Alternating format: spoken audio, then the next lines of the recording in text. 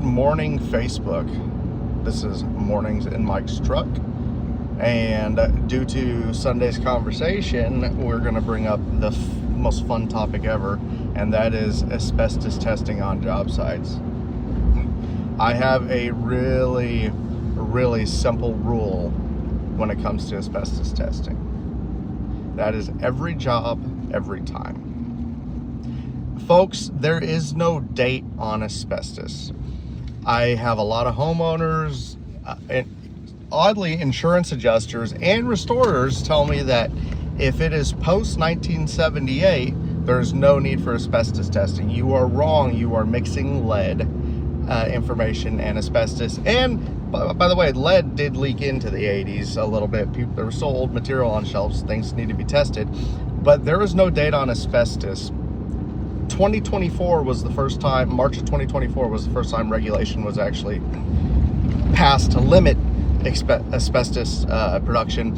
That's less than 2 years ago. But I have tested buildings 2022, 2021 that have tested hot, 1990s, a whole bunch of them.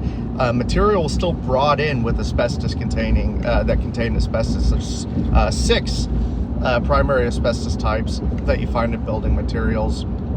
Chrysotile being in about 95% of the circumstances. But there is no date on asbestos. If you are doing demolition of any type and you are an employer, you are to assume, and due to OSHA 1910 General Industry Subpart Z, you are to assume it is hot for asbestos until you test. Meaning, if someone doesn't want you to test, you're supposed to treat it like an asbestos job.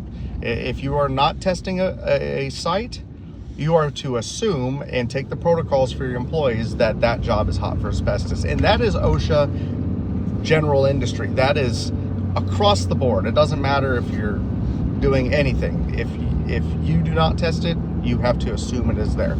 So every job, every time on asbestos. There is no date on asbestos, period. No date.